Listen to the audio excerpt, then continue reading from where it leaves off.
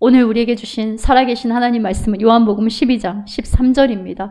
살아계신 하나님의 말씀 우리 한 목소리 합독하도록 하겠습니다.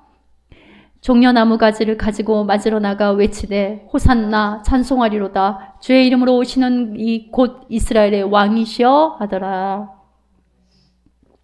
아멘. 오늘도 하나님께서 여러분의 눈을 여시고 귀를 여셔서 신명으로 하나님의 말씀을 깨닫는 귀한 은혜를 주실 것을 믿습니다. 예수님께서 예루살렘에 나귀를 타고 입성하신 후 십자가에 오르기까지 한 주간을 기독교의 절기상으로 고난주간이라고 합니다. 예수님의 십자가는 우리가 인내로 고통을 견디는 그런 어떤 우리의 공로를 하나님의 은혜에 절대 추가할 수 없다라는 것이 예수님의 십자가예요. 인간의 인내의 공로로 천국을 보상받는 것은 기독교가 아닙니다. 그러기에 내가 뭔가 예수님의 고난에 보탠다라는 생각으로 슬퍼하며 금식하는 나의 종교 행위 자체에만 집중한다거나 자랑해서도 안 됩니다.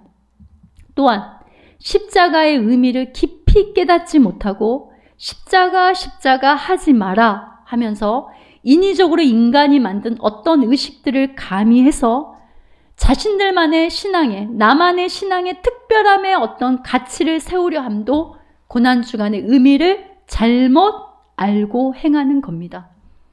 십자가의 의미를 깊이 마주하지 않고는 자신이 진정한 죄인이라는 고백이 나올 수가 없는 겁니다. 십자가 없는 부활은 없습니다. 부활로 가는 길목에 예수님이 남겨놓으신 우리를 향한 깊은 사랑의 말씀을 오버하거나 약화시키거나 가감해서는 안 됩니다. 하나님께서 그리스도 안에서 값없이 베풀어 주신 구원의 은혜를 선물로 우리가 받아 누린다는 게, 우리는 선과 어떤 그 의의 공로가 전혀 없으나 하나님께서 천국 법정에서 예수 그리스도 안에서 우리를 의롭다고 선언하셨음이 바로 십자가의 진정한 의미입니다. 우리는 흔히 이렇게 생각해요. 십자가는 실패, 부활은 승리, 이렇게 이분법적으로 보면 안 됩니다. 십자가는 이미 확보한 승리의 성취이며, 부활은 예수 그리스도 안에서 모든 죄, 사망, 고통이 삼켜진, 확인되고 공포된 승리입니다. 십자가도 부활도 승리이고 영광입니다. 고달픈 삶과 일상에 지쳐서 때로는 먹고 사는 분주함에 빠져서 어느새 구원의 기쁨과 감격도 우리 마음에서 무뎌지고 신앙의 매너리즘에 빠져있는, 그리고 하나님 자리에 오르려는 그 죄성의 잡초는요, 우리 안에 오늘도 자리하고 있기에, 점점 자라고 있기에 날마다 자라요. 또 내가 삶의 주인 되어서 모든 것을 내 통제 아래에 두려는 교만은 늘 우리의 머리를 치켜 올리기에 원망과 불평을 쏟아내는 광야교회로 되어버린 강팍한 심령들에게 매년 찾아오는 신앙의 봄처럼 다시 예수님의 사랑의 열기를 가슴으로 깊이 깨닫는 시간입니다. 그래서 고난주간은 은혜주간, 사랑주간입니다. 사랑의 시기 오롯을 부르는 기간입니다. 여러분, 하박국 선지자의 기도를 뭐라 그래서 시기 오롯에 맞췄다고 하죠. 무화과 나뭇잎이 마르고 포도나무 열매가 없으나 나는 구원의 하나님으로 인하여 즐거워하니라.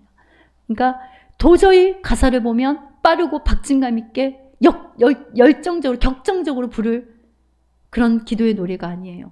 그러나 하나님이 계시기에 그런 것처럼 시기 오롯은 결정적이고 열광적인 노래를 급격하고 변화하는 리듬에 맞춰 정열적인 선율로 감동적으로 부른다는 그 노래를 말하는 거예요.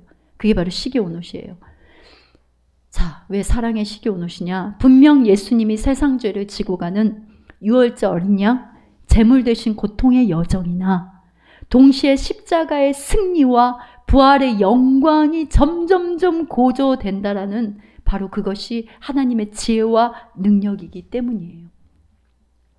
예수님께 초점을 맞추고 십자가와 부활로 향하기 전 한 주간의 예수님의 행적을 말씀을 통해 깨달으며 하나님이 어떤 분이시고 예수님이 우리를 위해서 행하신 그 사랑의 깊은 걸음을 가슴으로 기뻐하고 감사하면서 내게 임한 은혜를 다시 한번 가슴으로 깊이 깨닫고 하나님과 친밀한 사랑을 나누는 주간이 바로 이 주간입니다. 예수님께서 우리에게 허락하신 은혜의 주간, 사랑 주간에 부활로 가는 7일의 행적을 따라가 보며 하나님의 구원하심과 그 섭리를 다시 한번 감사로 깊이 깨닫게 하시는 성령 하나님의 은혜가 충만히 임하길 살아계신 우리 주 예수님의 이름으로 축원합니다. 여러분, 성도 여러분은 고통하면 무엇이 먼저 떠오르십니까? 고통. 고통은 무엇이다? 이렇게 말하고 싶으십니까? 어떻게 보면 우리 한평생의 인생은 고통의 연속입니다. 아이는 엄마 뱃속에서 나오는 그 순간에도 고통에 노출이 됩니다. 그렇죠? 그래서 C.S. 루이스라는 유명한 신학자가 뭐라고 했냐면 고통 중에 우리 인간의 인생 고통 중에 태어나 고통 중에 살다가 고통 중에 죽는다라고 그랬어요. 그리고 아주 유명한 말을 남겼죠. 고통은 귀먹은 세상을 깨우기 위한 하나님의 메가폰이다. 확성기다. 이렇게 말을 했어요. 자, 사람들마다 저마다의 고통의 종류들이 있고 나에게는 분명히 고통인데 다른 사람들에게는 그게 대수롭지 않은 일일 수도 있어요. 몸에 상처가 나고 우리가 찔렸을 때도 우리는 고통을 느끼고요. 질병의 통증도 고통이고요. 관계의 어려움 그리고 재정의 어려움도 고통이라고 느끼는 이들도 있습니다. 자녀가 고통이라고 느끼는 힘든 부모의 마음도 있어요. 그리고 아니면 부부가 서로에게 고통이라고 말하는 이들도 있습니다. 예기치 않은 갑작스러운 사고로 사랑하는 이들을 잃은 고통은 이루 말할 수도 없습니다. 지진, 천재지변, 끔찍한 사건, 사고를 보면은 간접적으로 그 고통이라는 그 쓰라린 감정이 우리 안에 이입될 때도 있습니다. 신앙생활을 하면서도 여러 영적 시름을 겪는데 그때도 고통을 통과하기도 합니다. 나는 열심이고 즐거움이라고 하는데 하나님 보시기에는요. 하나님 아버지 마음에 고통이 되는 하나님의 뜻에 도저히 하나님 뜻에 무지한 그런 신앙의 모습들도 있습니다. 삶의 크고 작은 어려움들을 우리는 고통, 고난이라고 합니다. 그런데 무엇보다도 죽음의 고통을 우리 인간은 본능적으로 가장 두려워합니다. 그래서 이 인류는 지금도 저마다 여전히 고통에 합주고 고통의 교양곡 아니면 고통의 독창을 쏟아내고 있는 거예요. 인간들이 소위 말하는 유명한 그 고통들의 명언들을 보면 고통을 이렇게 정의를 합니다. 인간의 고통은 이겨내야만 진정으로 강해질 수 있다. 고통은 우리가 성장하는 기회이다. 힘들 때는 더욱 강해질 수 있는 기회야. 우리는 고통을 선택하는 것이 아니라 대응하는 방식을 그래도 선택은 할 수 있어. 내면의 힘을 발견하는 계단이다. 이렇게 명언들은 고통을 정의를 한단 말이에요. 자, 보세요. 강해짐, 기회, 대응하는 방식의 계단, 선택. 이렇게 종교적이고 인본적인 관점에서 한마디로 고통은요. 인간이 짊어지는 그리고 거기에서 의미를 발견하는 어떤 것이라는 신념과 아니면 자기의 정신 컨트롤 그리고 이 땅이 그냥 유한한 삶에 국한된 그런 정의들을 쏟아놓을 뿐이에요. 세상의 철학 종교는 이렇게 말해요. 죽음, 고통을 말하고 나름 교리도 만들어요. 고통에 대한. 근데 고통을 근본적으로 해결하지 못합니다. 겨우 고통의 의미를 파악하는데 골몰하거나 아픔을 그냥 고통의 아픔을 줄이려고 노력하는 정도일 뿐이에요. 여러분 윤리적 관점에서 이렇게 말하죠. 야, 너의 그릇된 행동 때문에 고통을 당하는 거야. 그러니까 착하게 살아야 고통이 없는 거야. 망상이 많아, 생각이 많아, 욕심이 많아서 고통이 오는 거야. 그러니까 자기 초월을 해라, 해탈을 해라. 불교에서는 그러잖아요. 그리고 운명, 숙명종적인 관점에서 뭐라? 운명이야. 그러니 참는 것밖에 없어. 별거 있겠어? 이게 바로 종교, 윤리, 도덕에서 말하는 고통에 대한 관점이라는 말이에요. 그러나 기독교는 하나님의 아들 예수 그리스도께서 고통에 개입하셔서 고통을 당하시고 십자가에서 죽음으로 고통을 근본적으로 궁극적으로 해결하셨다. 이것이 바로 기독교입니다. 차원이 달라요. 우리가 고통 중에도 하나님을 신뢰할 수 있는 가장 중요한 이유는 하나님께서 독생자 예수님을 십자가에 죽도록 허용하셔서 하나님이 친히 고통을 당하셨다는 겁니다. 하나님의 아들 예수님이 고통과 사망을 당하심으로 우리의 모든 고통을 삼키시고 해결하셨기 때문이에요. 하나님은 예수 그리스도 안에서 고통을 다스리셔서 선을 이루시고 마침내 고통이 전혀 없는 천국을 완성하신 바로 거기에 교회의 궁극적인 소망이 있는 겁니다. 예수 그리스도는 고통과 슬픔의 세상에 오셔서 함께 고통과 슬픔을 당하십니다. 함께. 인간의 고통을 머리로만 아신 게 아니라 마음으로, 실제 삶으로 경험하십니다. 육신을 입고 계시기에 여러분, 피곤함, 배고픔, 목마름, 사탄의 유혹과 공격, 슬픔, 오해, 냉대받고 무시, 가족과 고향의 거절, 배신, 그리고 체포, 침뱉음과 채찍에 맞음, 그리고 십자가의 죽음. 땅에 계시는 동안요, 울부짖음과 눈물로 간구하셨어요.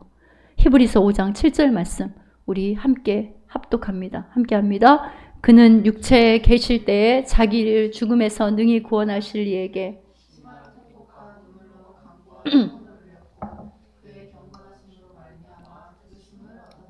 육체에 계실 때 심한 통곡과 눈물로 간구와 소원을 올렸고, 예수님의 고통은 우리의 고통 문제를 십자가에서 근본적으로 궁극적으로 해결하심이에요. 그러니까 이거는 사망이나 생명이나 천사들이나 권세들이나 현재일이나 장래일이나 능력이나 높음이나 깊음이나 다른 어떤 피조물이라도 우리 주 예수 그리스도의 사랑 안에서, 하나님의 사랑에서 끊을 수 없다라고 하는 확증입니다. 확증. 그게 바로 예수님의 고통이고 예수님의 십자가였다는 말이에요. 그리고 여러분, 부활은 이 고통을 삼키신 완성이고 승리입니다. 요한복음 19장 30절에 보세요. 예수님이 어떻게 했어요? 다 이루었다. 다 이루었다. 승리했다. 완성했다. 그래서 여러분, 나의 하나님 왜 나를 버리셨나이까?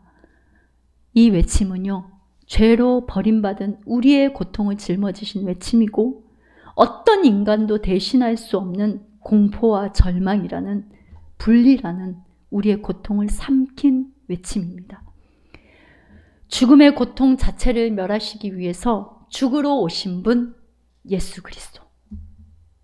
죽음의 고통 자체를 멸하기 위해서 죽으러 오신 분, 예수 그리스도. 예수 그리스도의 십자가에서 하나님의 정의와 공의가 완전히 만나게 됩니다. 우리 스스로 돌을 닦아 여러분, 고통을 이기는 게 아닙니다. 종교들에게서 말하는 그게 아니라는 말이에요. 우리가 인내로 고통을 견디는 공로를 하나님의 은혜에 조금도 추가할 수 없어요. 기독교 신앙은 고통을 견디며 덕을 쌓아서, 공로를 쌓아서 죄짐을 털어버릴 수 있다라고 말하지 않습니다. 그렇게 말하지 않아요. 우리는 예수님이 죄와 사망의 고통을 삼키셨기에 이미 예수님이 우리의 고통을 삼키시고 이기신 그 승리 안에 누리는 예수님의 사랑을 알아가는 성장통이 그리스도인들에게는 더 정확한 고통의 의미입니다. 우리는 고통을 통해 오히려 자신은 아무것도 아니고 하나님의 은혜로만 구원받고 살 수 있다는 것을 오히려 깨닫게 되는 거예요. 그러기에 예수님을 모르면 여러분, 여전히 고통에는 눈멀고 귀먼 상태인 거예요. 진정한 고통을 모르는 겁니다. 그가 아무리 고통을 잘 정의하고 자신의 삶의 이력이 고통을 이겨온 강인한 사람이라고 할지라도 예수님의 고통을 모르면 아무 의미가 없는 거예요. 욥의 고통을 보고 엘리바스, 빌달, 소발, 엘리후는 인과응보, 권선징악, 아니 때 굴뚝에 연기 나겠냐? 까닭이 있겠지. 까닭을 운운하며 욥의 고통을 정의하려고 애를 썼죠, 여러분. 욥기서 우리 예전에 강의할 때 한 번 봤잖아요. 계속해서 그렇게 정의하려고 애를 쓰고 반복하잖아요. 그러나 하나님은 어떻게 해요? 욥의 고통과 고난이 너희들이 말하는 것처럼, 너희들이 도덕 윤리를 끌고 와서 그렇게 말하는 것처럼 부정한 삶을 사는 데서 비롯되었다고 정죄하는 친구들, 너희들이 틀렸어! 그렇게 하고 하나님이 틀렸다라고 정확하게 꾸짖잖아요. 예수님의 고난의 첫 시작을 알리는 예루살렘의 입성으로 시작이 됩니다. 부활로 향하시는 예수님의 고난의 일주일의 여정이 시작됩니다. 자, 요한복음 12장 12절에 보세요. 그 이튿날의 명절에, 그러니까 6월절에 말하죠. 큰 무리가. 그러니까 요세푸스 기록에 의하면 이 6월절 같은 경우는 약 200만이 넘는 사람들이 모인다고 해요. 그러니까 예수님이 예루살렘에 오신다는 그 이야기를 듣고 큰 무리라고 하잖아요. 얼마나 많은 사람들이 꽉 찼으면 큰 무리라고 말을 하잖아요. 자신들의 겉옷을 벗어서 길에 깔아요. 근데 나중에 이들이 어떻게 합니까? 겉옷을 벗어서 길에 깐 이들이 예수님의 옷을 벗기지 않습니까? 그리고 어떤 이들은 나뭇가지를 베어 길에 빵 펴니다. 스가랴의 예언처럼 낙이 새끼를 타고 입성을 해요. 얼마나 여러분 우스꽝스러운 모습이에요. 자, 스가랴 9장 9절 보세요. 함께 합독 읽을까요? 시온에 따라 크게 기뻐할지어다. 예루살렘에 따라 즐거이 부릴지어다. 보라, 내 왕이 내게 임하시나니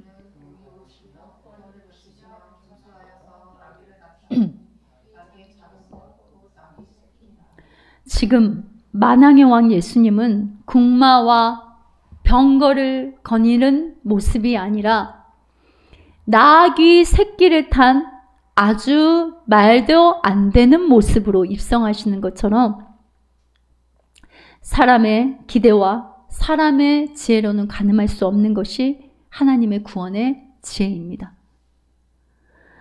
그래서 고린도전서 2장 7절에서 8절 말씀에 이렇게 나왔어요. 오직 은밀한 가운데 있는 하나님의 지혜를 말하는 것으로 곧 감추었던 것인데 하나님이 우리의 영광을 위하여 만서전에 미리 정하신 것이다. 8절 말씀 우리 함께 합독합니다.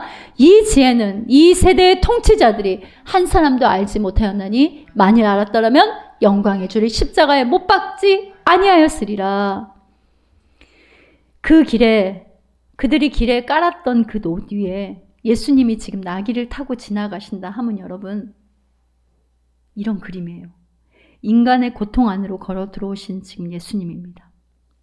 이들이 펼쳐놓은 지금 나뭇가지 위를 지나가신다 함은 여러분 마치 짐승이요 나무 위에 놓여진 장면처럼 번제단에 올려진 제물처럼 유월절 어린 양으로 십자가에서 죽으시는 그림이에요. 이들이 벗어놓은 겉옷은요 수많은 무리들의 사람들만큼이나 그들의 고통이 배어있는 사연들을 예수님 앞에 지금 벗어놓은 것이나 다름이 없어요, 여러분. 수많은 무리들이 이렇게 합니다. 호산나!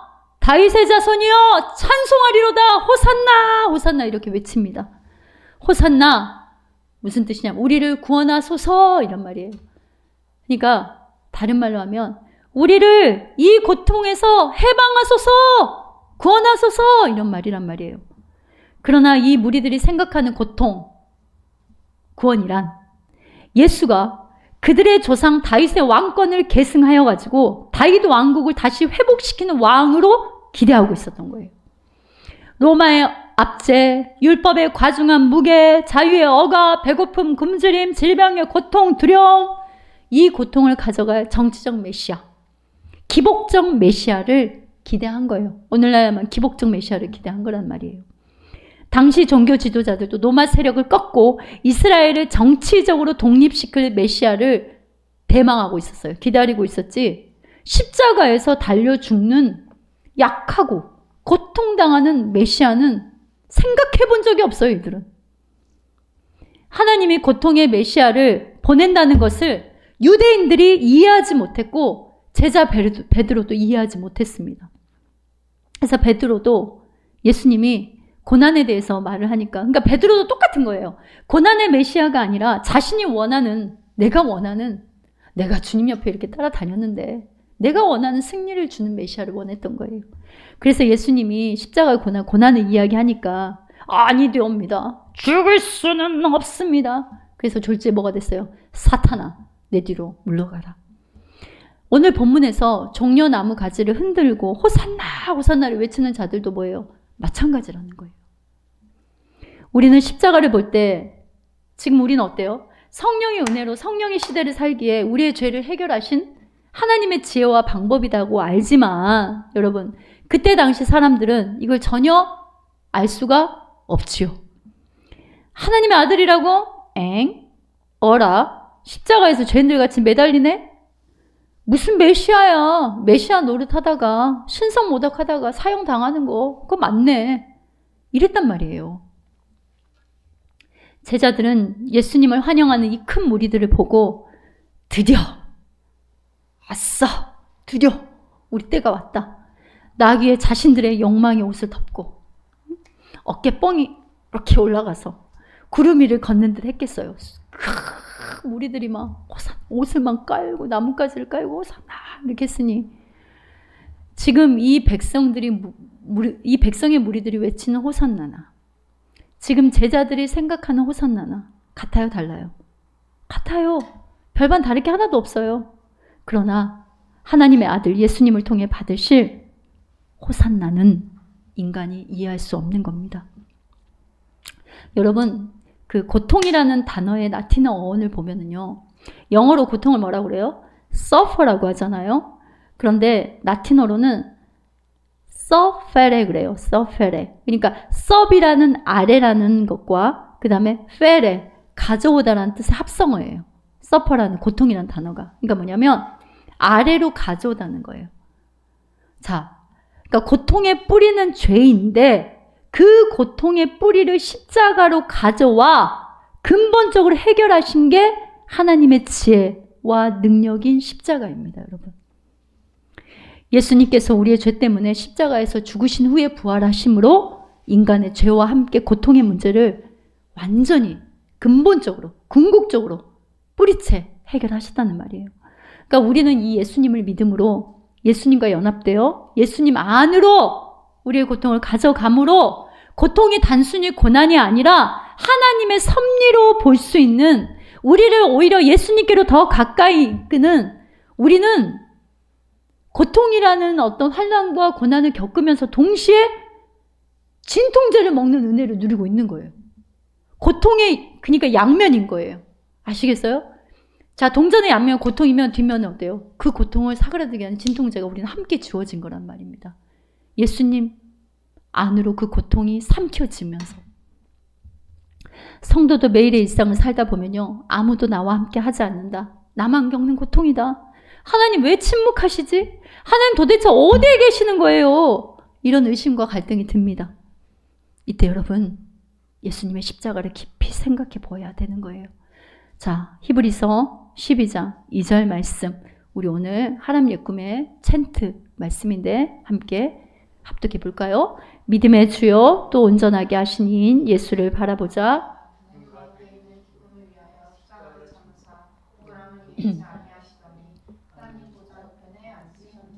아멘.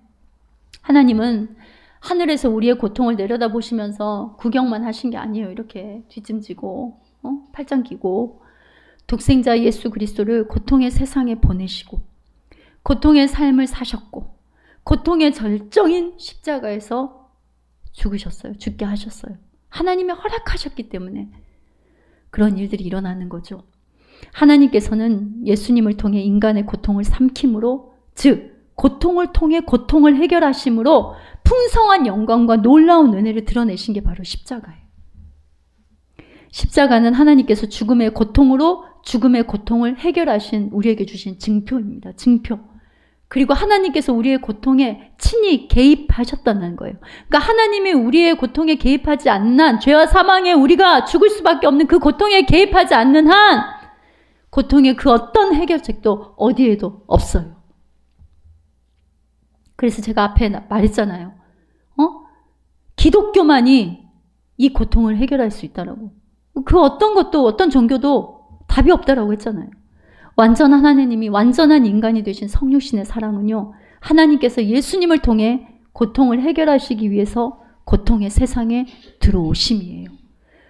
성육신이 우리의 죄와 사망에 묶여있고 죽음의 자리에 있는, 아예 그냥 죽어있는 우리들의 그 고통 현장에 하나님이 들어오신 거, 하나님이 친히 개입해서 들어오신 거, 고통 속에 들어와서 그 고통을 가져가신 거, 그것이 바로 십자가고 그것이 바로 하나님께서 세상에 들어온 성육신이라는 말이에요. 십자가 위에서 나의 하나님 어찌 나를 버리셨나이까. 삼위일체 하나님의 고통, 찢어지는 고통, 삼위일체에서 잠시 분리되는 고통, 예수님이 이 고통을 견뎌내셨다는 거예요. 여러분, 예수님에게 가장 큰 고통은 뭐냐면 잠시 삼위일체에서 분리되는 이 고통, 이게 가장 큰 고통이었어요. 그런데 이 고통으로 저와 여러분의 그 고통의 뿌리를 뽑아내셨다는 거예요. 예수님의 고통이 없었다면 여러분, 이사야 61장 3절 말씀 보세요. 슬퍼하는 자에게 화관을 주고 그 죄를 대신하여 기쁨의 기림으로, 그 슬픔을 대신하여 찬송의 옷으로, 그 근심을 대신하고 그들이 의의 나무 곧 여호와께서 심으신 그 영광을 나타낼 자라 일컬음 받게 하려 하십니다. 우리는 저 말씀의 뜻을 이해할 수 없는 거예요. 예수님의 고통이 없다라면. 하나님께서 내려주세요. 하나님께서 고통의 세상에 독생자를 보내셔서 고통을 통해 고통을 해결하신 것은 여러분, 영원 전부터 우리에게 주신 은혜예요. 우리가 어떻게 하다가 고통을 당하니까 후속 조치로 예수님을 보내, 그게 아니라는 말이에요. 자, 놀랍지 않으세요, 여러분? 여러분의 고통을 하나님이 이미 다 알고 계셨다는 거예요. 이 모든 것들이 만들어지기 전에, 여러분의 형질이 결정이 되기 전에, 창세기 전에. 자, 디모데후서 1장 9절입니다. 함께 합니다. 하나님이 우리를 구원하사 거룩하신 소명으로 부르심은 우리의 행위대로 하심이 아니요 오직 자기의 뜻과 영원 전부터 그리스도 예수 안에서 우리에게 주신 은혜대로 하심이라. 오직 하나님의 뜻과 영원 전부터 그리스도 예수 안에서. 그쵸, 여러분? 그러니까 여러분의 과거, 현재, 미래의 죄로 인해 굴레가 된 고통의 뿌리를 십자가로 가져가셔서 우리의 고통을 삼키시고 승리하신 예수님의 사랑을 다시 한번 이 시간 깨닫는 은혜가 있기를 바랍니다, 여러분. 여러분, 진짜 삶의 고난과 환난과 고통이 있을 때, 어려움이 있을 때 이거를 여러분 기억하라고 하신다는 말이에요. 지금 여러분이 겪는 고난, 고통을 친히 찾아오신 하나님의 손길을 경험하고 이미 예수님 멍에 안에 들어간 고통임을 깨달으세요. 고통의 유일한 하나님의 특효약이자 처방전인 예수 그리스도의 십자가를 다시 바라보고 감사, 찬양, 영광, 승리와 기쁨을 회복하시기 바랍니다. 회복하시기 바랍니다. 아멘. 하나님이 사랑하신 성도 여러분, 예수님은요, 인간이 겪는 고통의 모든 종류를 겪지 않으신 게 하나도 없어요. 자, 거절과 버려짐의 고통. 그래서 여러분, 고아의 고통을 아십니다. 십자가에서 삼위일체에서 잠시 분리된 것이 예수님이 당한 최고의 고통의 절정이에요. 주님은 십자가에서도요, 자, 쭉 이제 그 성경에 예수님의 고통의 현장에 지나가신 것들을 말할 테니까 그게 바로 여러분의 고통의 현장을 지나가신 예수님의 걸음이란 말이에요. 한번 들으시면서 마음에 어떤 음성을 주시는지 이 시간 그런 은혜가 있기를 바랍니다. 여러분, 주님은요, 십자가에서 우편의 강도의 고통을 삼켜주시고 예수님의 고통으로 위로하셨어요. 좌편의 강도는요, 예수님의 고난을, 그 고통을 비방했지만 우편의 강도는 예수님의 고통 안에 자신의 고통을 누이기를 원했습니다. 그러니까 여러분이 힘든 상황에서 고난과 환난이 있을 때 원망하고 불평하는 것은 예수님의 고통을 비방하는 것과 뭐가 다르겠어요? 그러나 우편의 강도처럼 예수님 고통 안에 나의 고통을 가져가는 거예요. 누이기를 원하는 거예요. 십자가 아래 육신의 어머니 마리아가 아들을 잃은 고통으로 떨고 있을 때 성령으로 잉태되었지만 그 배를 빌려서 하나님께서 독생자를 이 땅에 보내셨잖아요. 그러니까 그 아들을 잃은 고통으로 떨고 있을 때 예수 피로 맺어진 요한이라는 아들을 가족으로 맺어주시면서 아들을 잃은 어미의 고통을 가져가셨어요. 베드로 장모의 열병. 예수님이 찾아가셔서 손을 끌어올리셔서 고쳤다고 했잖아요. 여러분 그 열병이 뭔지 압니까? 화병이에요. 화병. 베드로 장모가 화병이 난 거예요. 왜 화병이 났을 것 같아요? 아니 사위 베드로가 고기 잘 잡고 돈 벌어다 주고 내 딸이고 손녀고 잘 이렇게 하다가 갑자기 어느 순간 배도 버리고 그물도 버리고 예수님을 따라 나서니 우리 딸이 고생하게 생긴 화병이 안 나요, 여러분? 그러니까 그런데 그 화병의 고통도 예수님이 손잡아서 일으키시고 나사로 죽음으로 인한 고통도 삼키시고 야이로의 딸의 질병도 삼키십니다. 그리고 열대 동안 끊임없는 유출병으로 고통당하며 가족에게도 이웃에게도 소외되고 버림받은 한 여인의 고통스러운 질병을 고치십니다. 현장에다 가늠하다 잡혀온 여인은 돌을 든 군중의 손 아래, 그 군중의 손에 돌이 지금 쥐어져 있어요. 근데 그 손 아래 자 보세요. 여러분 여인이 지금 땅바닥에 끌려와서 엎드려져 있어요. 끌고 와서. 그러면 그 여자 시선에는 뭐가 들어오겠어요? 그들의 수많은 발들과 돌을 든 손들이 보이겠죠. 이미 수치함과 부끄러움과 정죄의 고통에 엎드려져 있는데 이 여인은 이미 돌을 맞은 거나 똑같아요. 그런데 이 엎드려진 여인의 발 앞에 선 예수님의 발이 십자가에 오르심으로 이 여인의 마음에 박힌 그 고통을 다 뽑아내십니다. 악한 영에게 눌린 고통으로 마을에서도 가족에게도 버림받고 쇠사슬에 묶여서 어두운 무덤 속에 살던 거라사 광인의 고통을 예수님이 온전히 고치십니다. 그리고 사도 바울이 본다고 하나 보지 못한, 하나님을 위한다고 하는데 전혀 하나님의 뜻을 모르고 마음을 모르는 그런 하나님을 모르는 눈먼 고통을 치료하시잖아요. 두들겨 맞아서 그래서 만신창이가 되어서 신라와 함께 빌립보 감옥에 갇힌 사도 바울이 찬양할 수 있었던 이유는 예수님이 채찍에 맞음으로 우리가 나음을 받았도다. 이 이사야 말씀을 깨닫는 은혜가 있었기 때문이에요.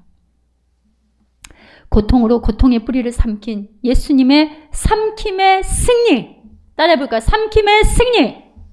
한 번 더. 삼킴의 승리. 삼킴의 승리는 지금도 우리 삶에 살아서 역사하시는 전능의 손길로 함께 하십니다. 아멘. 할렐루야. 아멘. 그러니까 이 진리를 말해주는 게 예수 그리스도의 복음인 십자가와 부활입니다. 여러분 다윗은 밧세바를 범한 죄의 뿌리로 너무 고통스러워해요. 하나님이 화살로 자기를 막 찌르는 것 같다고 해요. 시편 32편에 보면 주님의 손이 자기를 누르는 것 같다고 합니다. 종일 신음하고 자기 뼈가 쇠하고 진액이 말라서 여름의 가뭄에 마름 같다고 해요. 그런데 시편 32편 5절 6절 보세요. 내가 그런데 내 허물을 여호와께 자복하리라. 주께 내 죄를 아뢰고 내가 죄악을 숨기지 아니했더니 곧 주께서 내 죄악을 뭐 하셨도다? 사하셨나이다. 6절 말씀이에요. 이로 말미암아 주를 만날 기회를 얻어서 주께 기도할지라. 그러니까 모든 경건하는 거 뭐 죄가 없고 거룩하고 깨끗한 게 아니라 자신의 죄를 하나님께 고하는 자, 바로 그런 자는 주를 만날 기회를 얻어서 주께 기도할지라.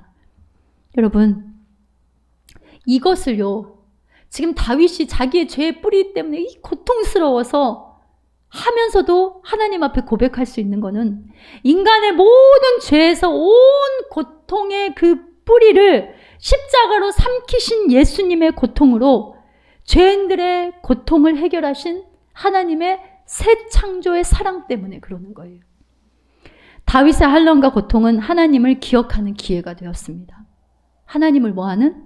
하나님을 기억하는 기회가 된 거예요. 따라합시다. 하나님을 기억하는 기회. 그는 여호와 하나님을 바라봐요. 그리고 자신의 고통을 그대로 아뢰요. 그리고 하나님께 부르짖으면만 기도도 해요. 그래서 하나님이 그에게 응답하시고 환난에 그를 보호하셨고 하나님께서 구원의 노래로 다윗을 다시 두르십니다.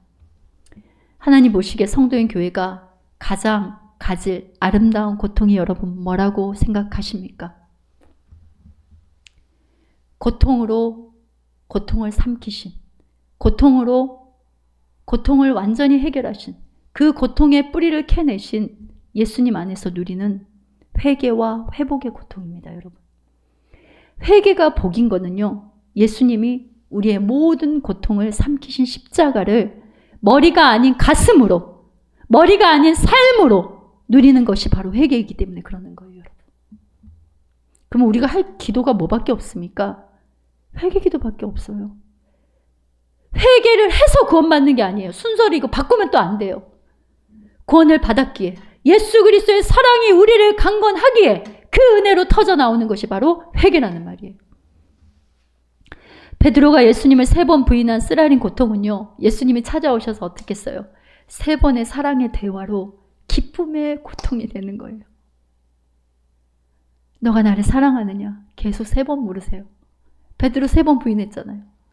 얼마나 계속 한 번만 물으셔도 되는데, 네가 나를 사랑하느냐? 네가 나를 사랑하느냐? 네가 나를 사랑하느냐? 3번을 물을 때 얼마나 이 가슴이 뜨끔뜨끔 그때 그 부인했던 그 고통이 생각나겠어요. 그런데 결국은 네가 나를 사랑하느냐? 이 하나님이 예수님께서 베드로를 향한 이 물음은 뭐냐면, 베드로야, 내가 너의 모든 부끄러움, 고통을 삼켰다. 너를 사랑한다. 이 말이에요, 여러분. 베드로, 니 나 진짜 사랑해? 너 그때 부인했는데 니 나 얼만큼 사랑해? 증명해봐. 이런 의미가 아니라고요. 너 날 사랑하니? 내가 나를 사랑하느냐? 이 말은, 베드로야, 내가 너의 모든 부끄러운 고통을 가져갔어. 내가 너를 사랑하니까 괜찮아.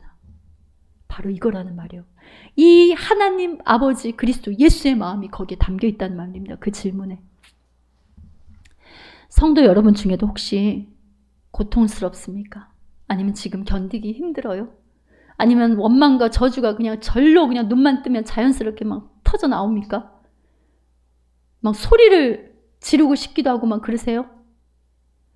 교회인 우리에게 저마다 이런저런 삶의 고통은요, 하나님 만날 기회를 얻는 것이라고 지금 시편 말씀 우리에게 말해주고 있는 거예요. 주의 이름을 부르는 자는 구원을 받고 구하는 자는 얻습니다. 찾는 자는 찾아냅니다.